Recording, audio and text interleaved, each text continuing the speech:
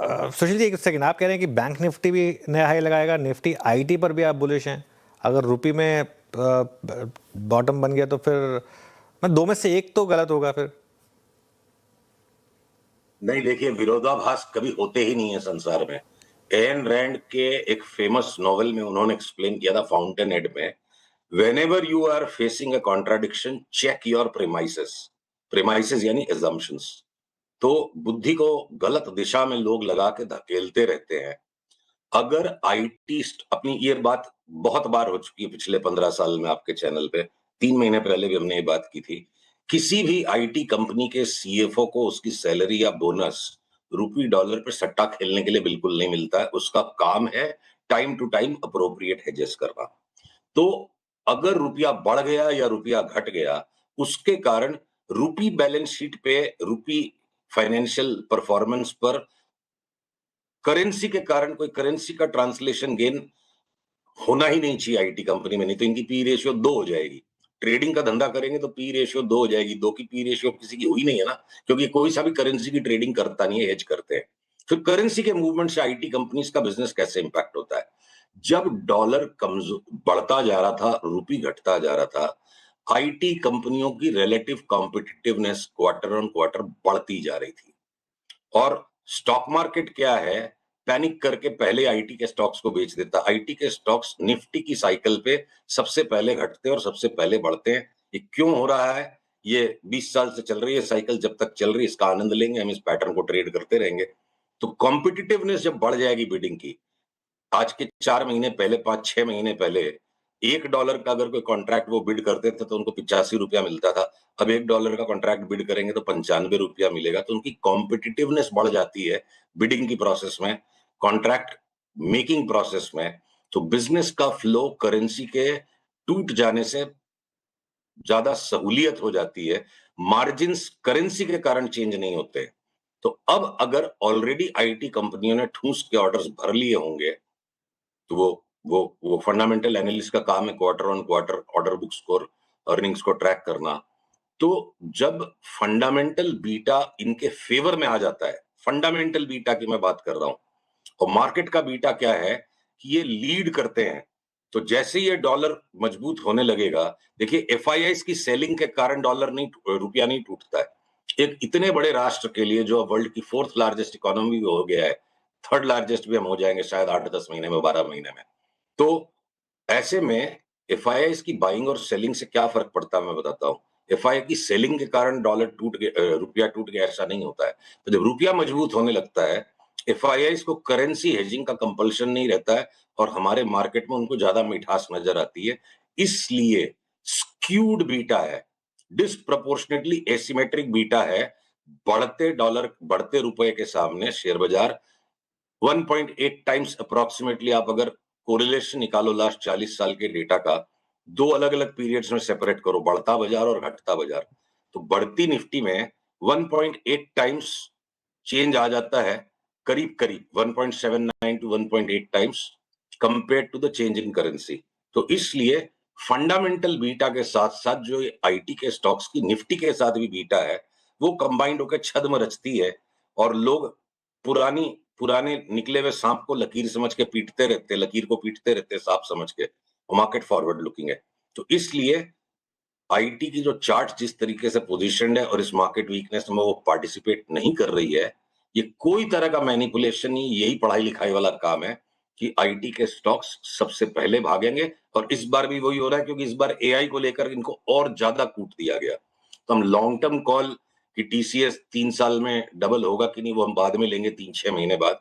पहले तो एक बार यहाँ से 25-30% तक टीसीएस, 30-35% तक विप्रो, 27-28% तक इन्फोसिस, और आपके एचसीएल, टेक और टेक महिंद्रा 40-45% बढ़ जाए, ऐसा व्यू हम पिछले 15 दिन से मेंटेन कर रहे हैं। और अब आईटी स्टॉक्स में बाई सिग्नल आ चुका है। बिल्कुल। देखिए सुशील जी, जो एक सुबह मेरे को भी एक रिस्क लग रहा था कि एक बार के लिए शॉर्ट कवरिंग आ जाएगी डॉलर रुपये में, लेकिन इवेंचुअली एक वीक करेंसी है और अब 94-19 पे तो ऑलरेडी आ गए हम, 93-50 पे खुलने के बाद, 93-59 पे खुलने के बाद।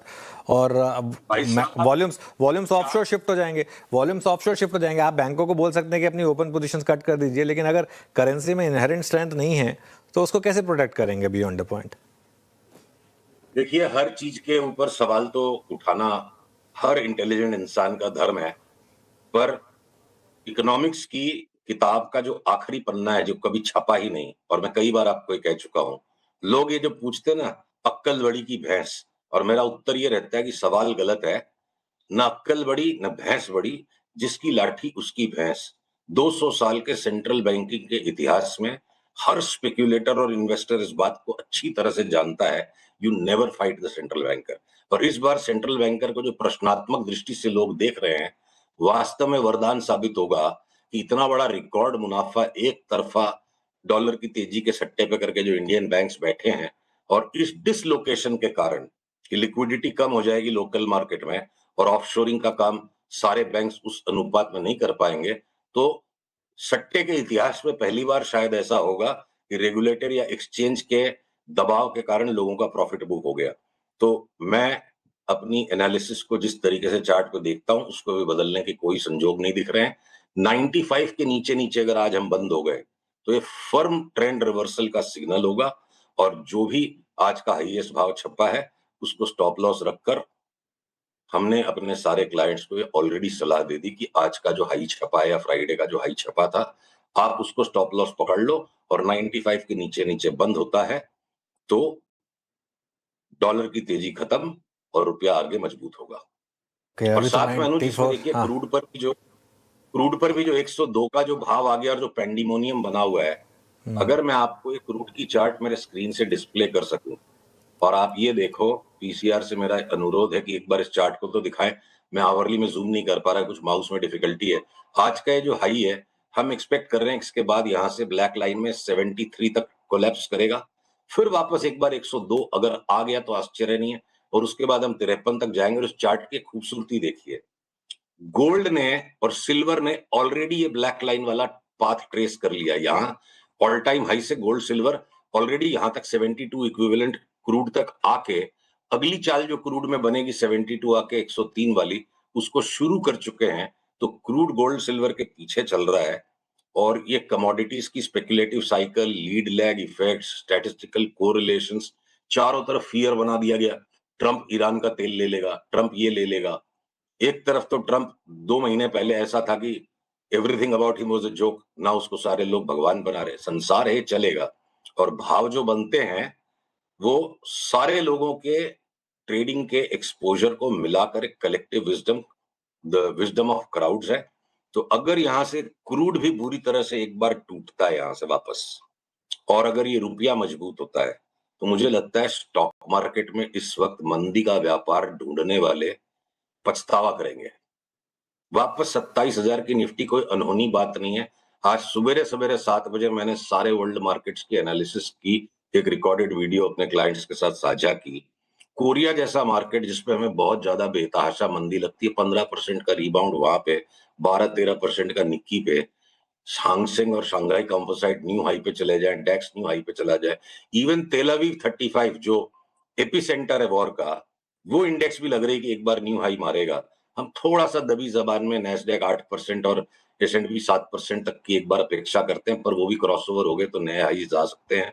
तो देखिए, जो एक्सट्रीम फियर जब वर्ल्ड में बनता है ना, वो एक सेंटीमेंट का और मार्केट साइकिल का रीसेट होता है। और इस एक्सट्रीम फियर के बावजूद हम बस यहीं तक गिरे हैं। अगर आप इस बात को ध्यान करोगे, तो जैसे जैसे बाई सिग्नल्स आएंगे, बुद्धि को सस्पेंड करके मार्केट के साथ चल पाना संभव हो जाएगा। ऑल राइट, चलिए आज के लिए इतना ही। आज हम थोड़ा सा ग्लोबल और मैक्रो बात ही कर पाए, क्योंकि स्टॉक स्पेसिफिक थोड़ा सा भी अपनी चर्चा को हम लिमिटेड रखेंगे इस मार्केट में। सुशील जी, बहुत बहुत शुक्रिया हमारे साथ जुड़ने के लिए। अगले मंगलवार आपसे फिर बात होगी। इस शो को यहीं समेट रहे हैं। मार्केट